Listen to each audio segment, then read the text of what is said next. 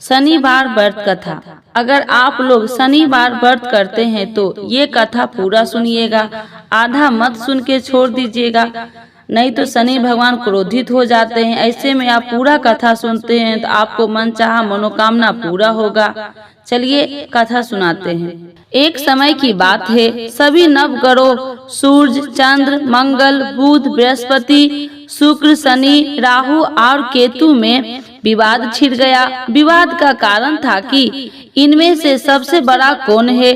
कोई निर्णय न होने पर सभी देवराज इंद्र के पास निर्णय कराने पहुँचे। इंद्र किसी एक पक्ष का नहीं ले सकते थे, इसीलिए उन्होंने निर्णय देने में अपनी असमर्थ जताई। परंतु उन्होंने उन सबको पृथ्वी पर राजा विक्रम आदित्य के पास जाने की सलाह दी, क्योंकि राजा विक्रम आदित्य अति न्यायप्रिय थे। इंद्र ने कहा कि वे ही सबका निर्णय कर सकते हैं। इंद्र की सलाह से सभी ग्रह एक साथ राजा विक्रम आदित्य के पास पहुँचे और अपने आने का कारण बताया। राजा इस समस्या से अति चिंतित हो उठे, क्योंकि वे जानते थे कि अगर उन्होंने किसी एक को बड़ा बताया दिया तो बाकी ग्रह कुपित हो जाएंगे। तब कश्यप पीतल, सीसा, रंगा, जस्टा, अभर्ग और लोहे से सिंहासन बनवाए और उन्हें इसी क्रम से रख दिए। राजा विक्रम आदित्य ने उन सब से निवेदन किया कि आप सभी अपने सिंहासन पर स्थान ग्रहण करें। जो भी अंतिम सिंहासन पर बैठेगा वही सबसे छोटा होगा। लोहा सिंहासन सबसे अंत में था, इसी अनुसार और लोहे सिंहासन पर बैठने वाला सबसे छोटा हो गया। शनिदेव सबसे अंत में लोहे सिंहासन पर बैठे तो इसीलिए वही सबसे छोटे कहलाए।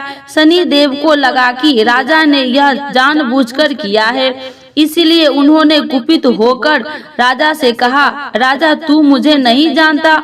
सूर्य एक राशि में 1 महीना, चंद्रमा 2.25 महीना 2 दिन, मंगल 1.5 महीना, बृहस्पति 13 महीना व बुध और शुक्र 1 महीना विचरण करते हैं, परंतु 2.5 से 7 साल तक रहता हूँ। शनिदेव क्रोधित होकर कहने लगे कि श्री राम की 7.5 आने पर उन्हें वनवास हो गया।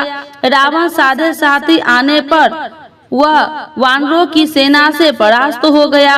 अब तुम सावधान रहना। ऐसा कहकर शनिदेव वहां से चले गए। इसके बाद अन्य देवताओं ने भी वहां से प्रस्थान कर लिया। कुछ समय बाद राजा की 7.5 आई। तब शनिदेव घोड़े के सौदागर बनकर वहां आए। किसी ने राजा को सूचना दी कि कोई घोड़ा का सौदागर आया है तथा उसके पास जो घोड़े हैं वो बहुत बढ़िया है। राजा ने यह समाचार सुनकर अपने अश्वपाल को उस सौदागर से घोड़े खरीदने को आदेश दिया। अश्वपाल ने कई अच्छे घोड़े खरीदे। वह एक सर्वोत्तम घोड़े को राजा को सवारी हेतु दिया। राजा जैसे ही उस घोड़े पर बैठा वैसे ही वह घोड़ा भागकर वन की ओर चला गया। वन में काफी अंदर पहुंच वह घोड़ा गायब हो गया और राजा भूखा प्यासा जंगल में भटकता रहा। भटकते भटकते राजा को बेहद प्यास लगी। तब एक ग्वाले ने उसे पानी पिलाया।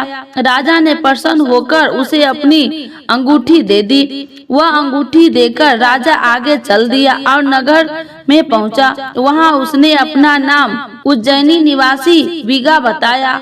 वहां एक सेठ की दुकान से उसने जल इत्यादि पिया और कुछ विश्राम भी किया।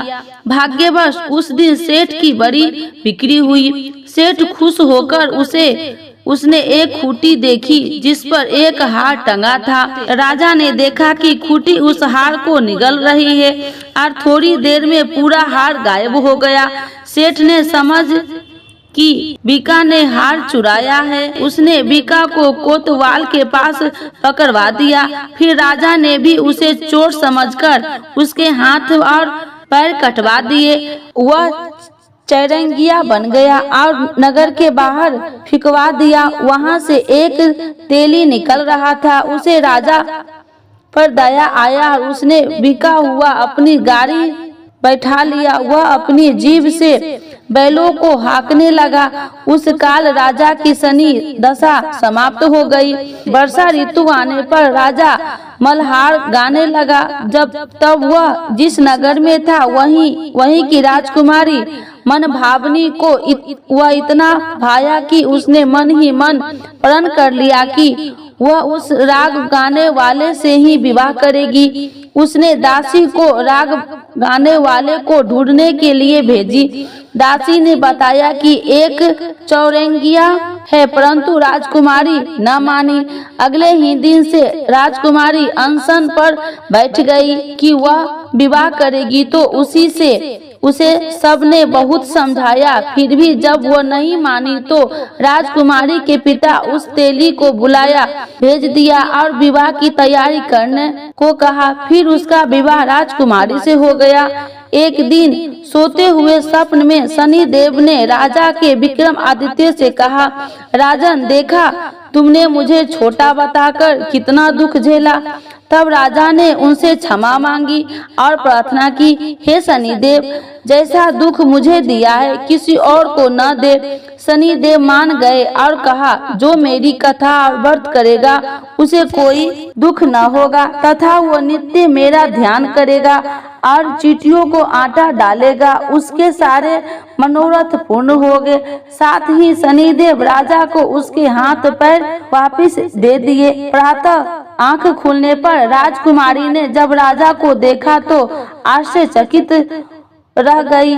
बीका ने उसे बताया कि वह उज्जैन का राजा विक्रमादित्य है। सभी अत्यंत प्रसन्न हुए। सेठ ने जब यह सुना तो पैरों पर गिरकर क्षमा मांगने लगे। राजा ने कहा कि वह मेरा शनिदेव का कोप था, इसमें किसी का कोई दोष नहीं। सेठ ने फिर भी निवेदन किया कि मुझे शांति तब ही मिलेगा जब आप मेरे घर चलकर भोजन करेंगे। सेठ ने अपने घर कई प्रकार के व्यंजन से राजा को सत्कार किया। साथ ही सबने देखा कि जो खूंटी हार निगल गई थी वही उसे उगल रही थी। सेठ ने उनके मोहरे देकर राजा का धन्यवाद किया और अपनी कन्या श्री कनवरी से शादी करने का निवेदन किया। राजा ने सहर्ष स्वीकार कर लिया। कुछ समय पश्चात राजा अपनी दोनों रानियां मनभावनी और श्री कनवरी को उज्जैन नगरी के लिए निकल पड़े। वहां नगर वासियों ने सीमा पर ही उनका स्वागत किया। सारे नगर में दीपमाला हुई, सबने खुशी मनाई। राजा ने घोषणा किया कि मैंने शनिदेव को छोटा बताया था, जबकि असल में वही सर्वपरि है। तब से सारे राज्य में शनिदेव की पूजा और कथा नियमित रूप से होने लगी। सारी प्रजा ने बहुत समय खुशी और आनंद के साथ बिताया। जो कोई शनिदेव की इस कथा को सुनता है या पढ़ता है, उसके सारे दुख शनिदेव दूर करते हैं। बोलिए शनिदेव की जय। आरती श्री शनिदेव की। जय जय श्री शनिदेव भक्तन हितकारी, सूरज के पुत्र प्रभु छाया महतारी। जय जय श्री शनिदेव भक्तन हितकारी, सूरज के पुत्र प्रभु छाया महतारी। श्याम अंग वक्र दृष्टि चतुर्भुजाधारी, श्याम अंग वक्र दृष्टि चतुर्भुजाधारी। नीलांबर धार नाथ गज की असबारी, नीलांबर धार नाथ गज की असबारी। जय जय श्री शनिदेव भक्तन हितकारी, सूरज के पुत्र प्रभु छाया महतारी।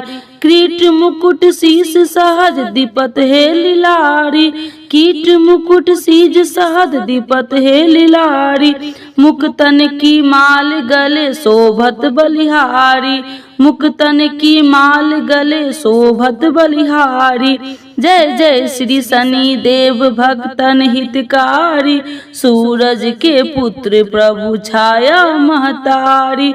मोदक और मिष्ठान चढ़त पान सुपारी, मोदक और मिष्ठान चढ़ती पान सुपारी। लोहा तिल तेल उड़द मसीह अति प्यारी, लोहा तिल तेल उड़द मसीह अति प्यारी।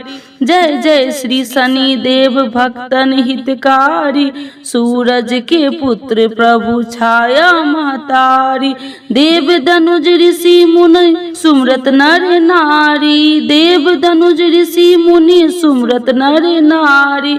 विश्वनाथ धरत ध्यान हम है शरण तुम्हारी, विश्वनाथ धरत ध्यान हम है शरण तुम्हारी। जय जय श्री शनि देव भक्तन हितकारी, सूरज के पुत्र प्रभु छाया महतारी। शनि भगवान की जय, सूरज भगवान की जय, छाया माता की जय।